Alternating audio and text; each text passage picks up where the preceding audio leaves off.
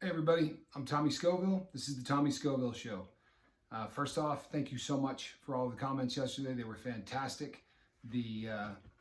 Tommy, your lucky stuff was great, and I appreciate it. If it's not something that's too much for you, I know that there were a couple of people who almost seemed put out with some of the comments that they left, like they felt guilty by leaving that.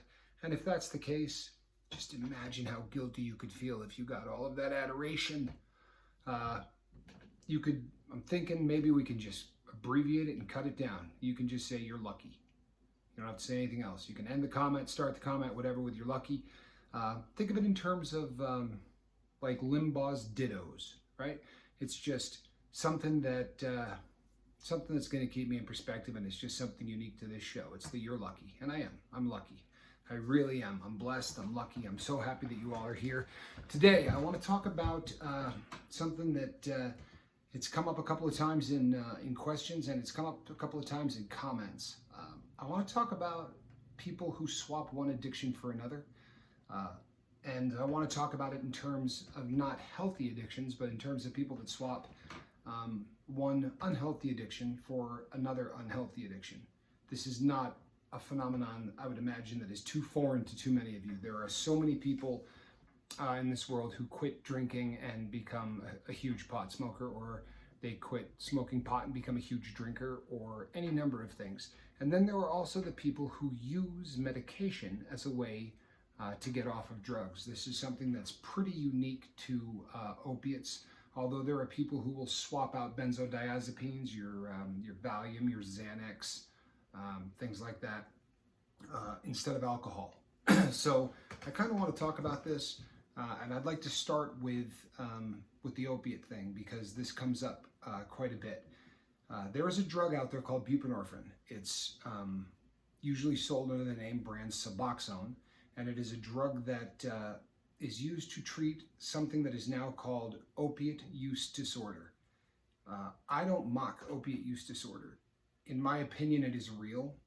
There are people for whom so much time has been spent abusing heroin that when they quit the heroin, or I use heroin almost as someone would say Kleenex, because there's a ton of different opiates that are just versions thereof. It's very, very similar stuff. But people who use Suboxone as a way to get off of this drug. Now, Suboxone is very unique in that, take me for instance, if I were to take, say, 8 milligrams, which I believe is what they prescribe as the normal dose, or even 16 milligrams or 24 milligrams, it's not going to throw a switch in my body that I start walking around and feeling a buzz. And there are people who may not believe that, but I'm telling you that because I have done it. In the process of quitting, Suboxone was a tool that I used. Now, getting off of it's fantastic, because ideally we would all like to live a drug-free life with no other drug in our system. However, I have friends for whom this was not an option. When they tried getting off of it, they still found that hole in their body, that screaming voice nonstop that just demanded to be fed. And for these individuals, 3 that I can think of off the top of my head, the plan is probably to do Suboxone for the rest of their life. Now, especially within the rehabilitation community, places like NA, I'm not picking on them, but they're the first that comes to mind. Those people are looked down on viciously, right? They're not really sober. Here's my take on this, and this is an opinion, folks. This isn't science. This is the Tommy Scoville opinion on this. If you were doing 7 or 8 grams of heroin a day and sticking needles in your arm, and you swapped that addiction out for one that literally does not do anything for you except remove the temptation, the desire, and the craving, well, that was a hell of a swap. I mean, that really was a fantastic swap. I think we need to be careful as people in recovery and people outside recovery that we don't start looking down this thing at people, and we don't start judging people. I have a friend right now who's in the process of quitting drinking, and we were sitting around and we were talking about it, and his girl said, "Yeah, well, he's still smoking." Here's the thing, people. I remember someone that I was trying to work with said to me, his drug of choice was alcohol, and the more we talked about it and we started coming up with a plan for how he was going to quit, he said, "Oh, and I do meth. I don't really consider it an addiction or a real problem because I really only use it as something that can help me through work."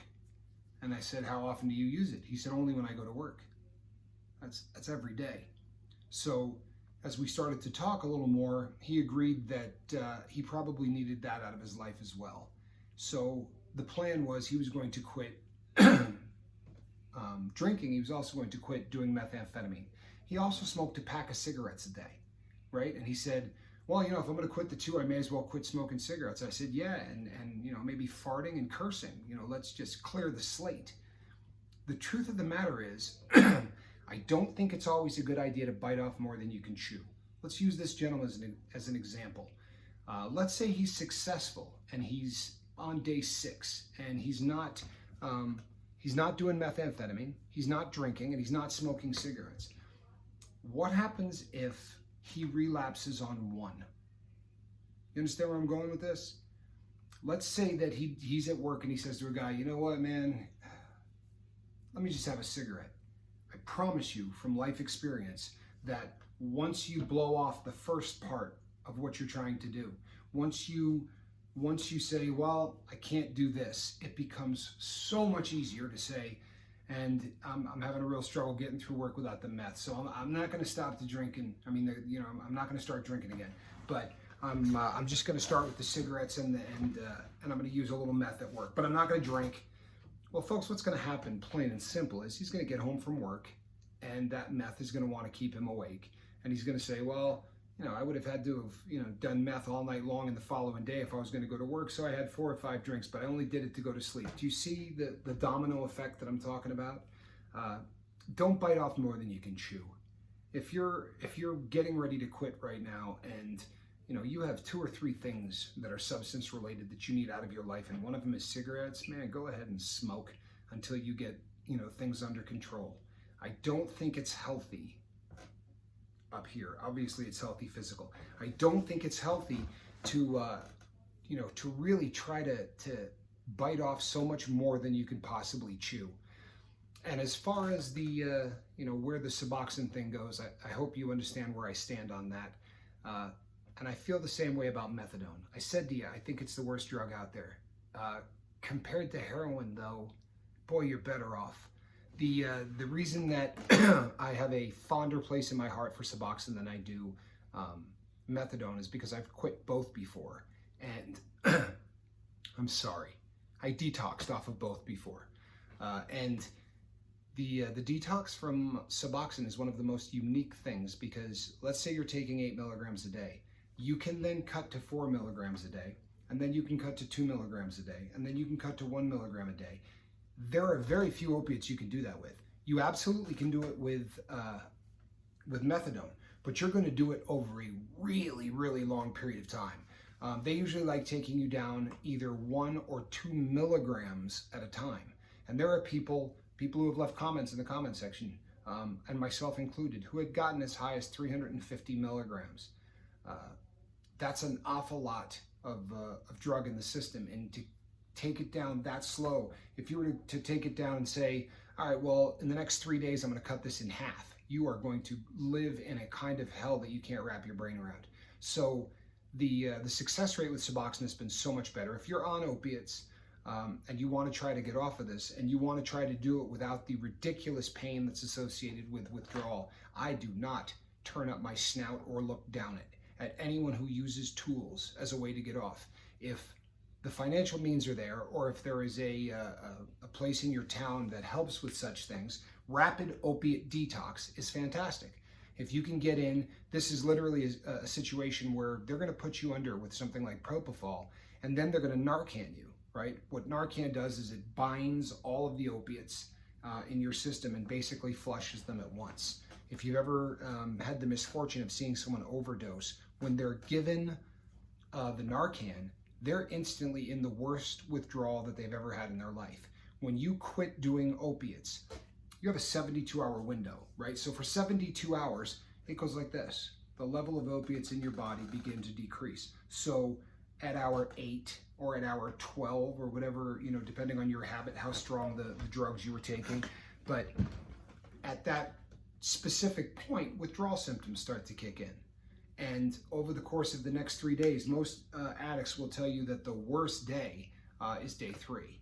And that's because by day 3, you don't have anything in your system, right? It's all gone. And now your brain really is angry. There's no other way to put it. Your brain is angry. It wants to be fed. And that's really when it throws everything but the kitchen sink at you.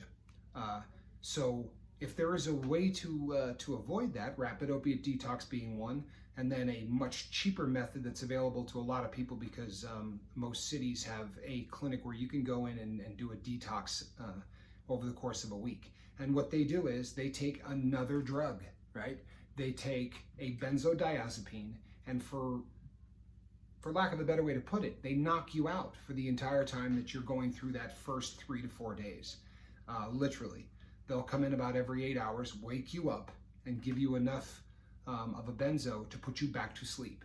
And they'll probably include a muscle relaxer, and they try to keep you so sedated for that first 3 to 4 days that you don't go out the window and try to call your dealer.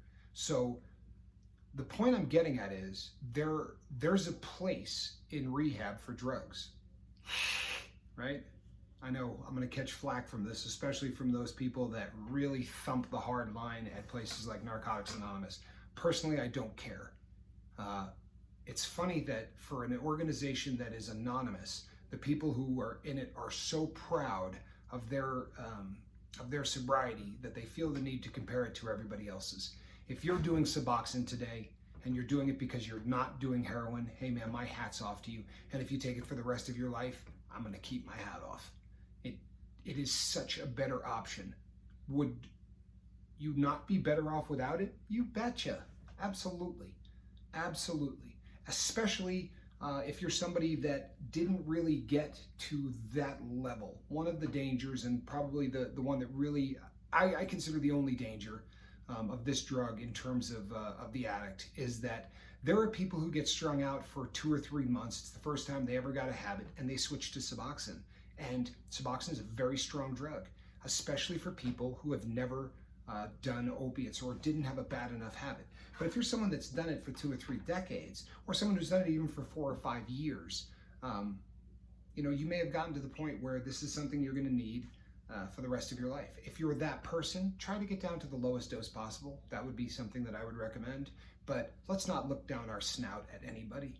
I believe wholeheartedly, and the mission of this channel is that love trumps all. There is so much hate on this planet for the addict. And it is such a disservice. There are so many people out there that just think, well, if the guy was stronger, or if the girl was stronger, get over all of that. Get over all that. Let's start looking at these people, myself included. Let's start looking at addicts as victims. Granted, the behavior got them there, but for the love of everything good, now they're trapped in a terrible situation by a chemical that has rewired their brain. Do you think they need hate on top of that? Because if you think that, and you really feel the need to look down your nose at them, man, I'm sorry, you're a jackass.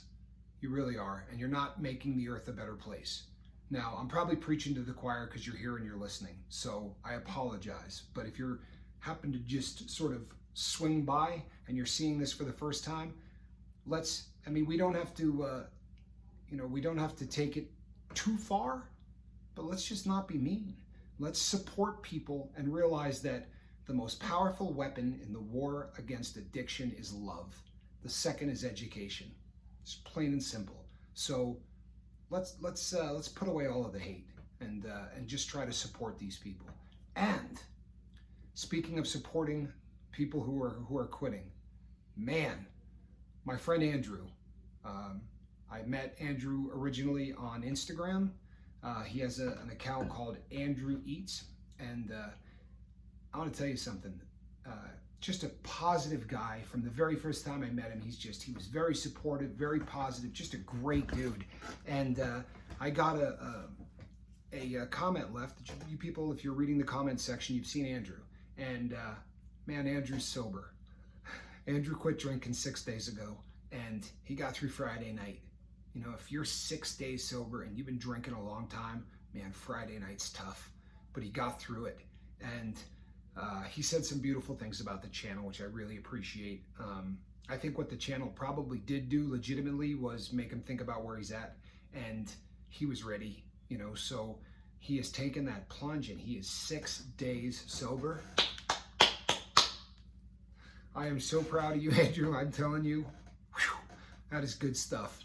We're here. We love you. We support you. I could not be any happier that you're doing this because you're a great guy.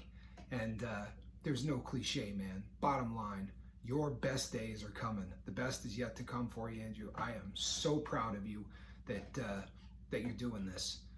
Keep coming back, man. We're going to be here to support you. Love people, you know. Let's start loving these people. The statistics are terrifying. According to the Center for Disease Control, the CDC, which I realize is a real popular organization right now with a lot of people, but according to the CDC, we're going to lose about 70,000 people this year to overdose.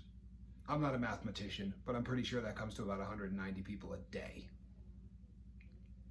190 people a day, right? So if you double that, what are you looking at?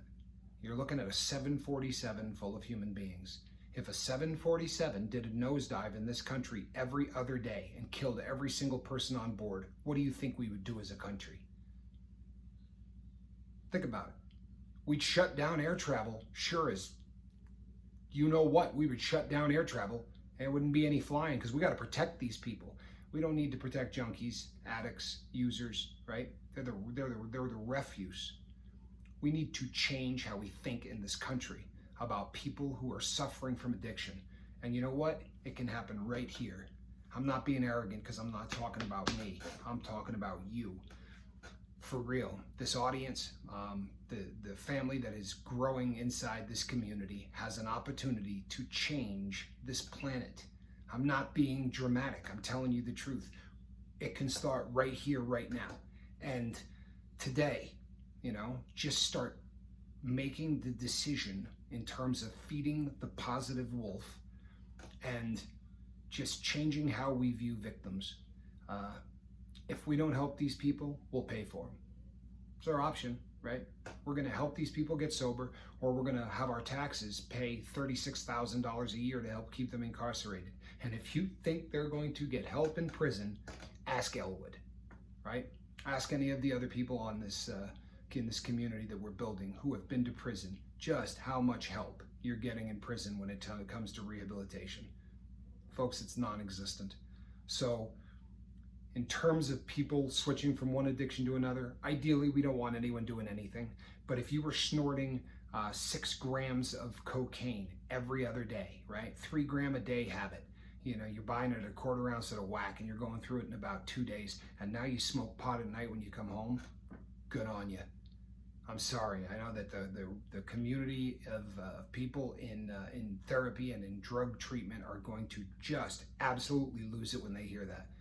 But if the addiction that you swamped was so insidious that now you smoke a little weed, man, I'm just not going to look down my nose at you about that. Now, that being said, I'd love to get you off of the weed. I'd love for you to start taking a look at that as well, and really start taking a look at why it is that you were using it in the first place. But boy, I'm not going to look down my snout at someone that traded crack cocaine for a little bit of weed. It's up to you. You make those decisions.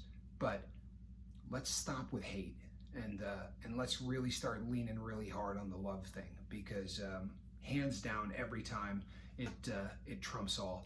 I am almost keeping this under 20 minutes. I'm trying to be a little bit quicker, folks. I really am. James J., this is water. This is not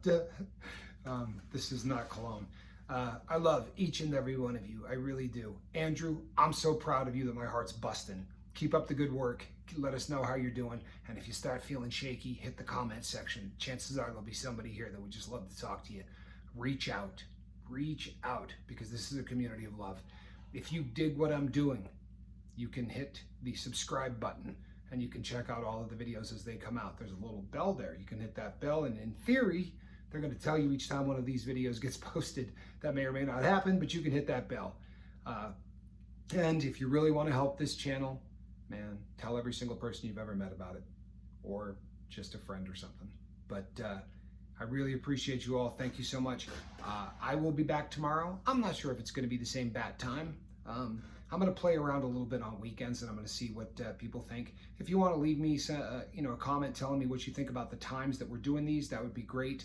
Also, how do you feel about me doing some live feeds? If you want to mention that, I think that this may be a forum that screams for live feeds, where maybe we could do a little question and answer. I don't know, though. You know, this is just as much yours as mine. So why don't you guys let me know what you think? And I love you. I will be back. I am Tommy Scoville, which means this is the Tommy Scoville Show. Thank you, everybody.